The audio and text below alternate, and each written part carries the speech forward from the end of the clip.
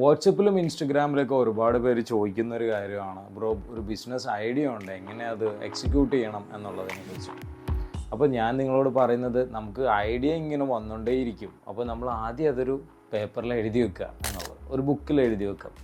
നമ്മൾ അതേപോലെ നമ്മുടെ ഐഡിയ വേറെ ആർക്കെങ്കിലും ഇതിനു മുമ്പ് വന്നിട്ടുണ്ടോ, അവർ ആ ഐഡിയ ഉപയോഗിച്ച് ഓൾറെഡി ബിസിനസ് ചെയ്യുന്നുണ്ടോ എന്നുള്ളത് നമ്മൾ ആദ്യം വാലിഡേറ്റ് ചെയ്ത് നോക്കുക.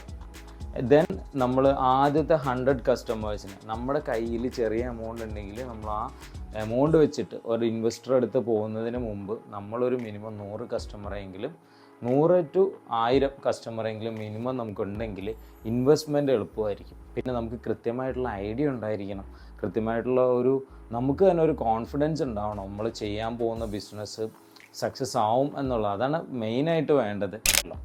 ഇനി ഈ 100 കസ്റ്റമർ അല്ല 1000 കസ്റ്റമർ നമ്മളുടെ കയ്യിലുണ്ടെങ്കിൽ ആ കസ്റ്റമർ ഡാറ്റ ആയിട്ടായിരിക്കണം നമ്മൾ ഇൻവെസ്റ്റർ കാണാൻ പോകേണ്ടത്. അപ്പോൾ നമ്മൾക്ക് ഇൻവെസ്റ്റ്മെൻറ്റ് കുറച്ചും കൂടി എളുപ്പമായിട്ട് കിട്ടും. അല്ലെങ്കിൽ എന്താ ചെയ്യുന്നതെന്ന് വെച്ച് കഴിഞ്ഞാൽ, ഞാനിപ്പോൾ ഒരു ഇൻവെസ്റ്റർ കാണണമെന്നുണ്ടെങ്കിൽ നമ്മൾ ആദ്യം നമ്മുടെ എക്സിസ്റ്റിംഗ് കസ്റ്റമേഴ്സ് ഇത്രയുണ്ട്, നമ്മുടെ പ്രോഡക്റ്റ് ഇത്ര മന്ത്ലി പോകുന്നുണ്ട്, ഇവരെ കൺവിൻസ് ചെയ്യുക എന്നുള്ളതാണ് വളരെ ഇമ്പോർട്ടൻറ്റ്.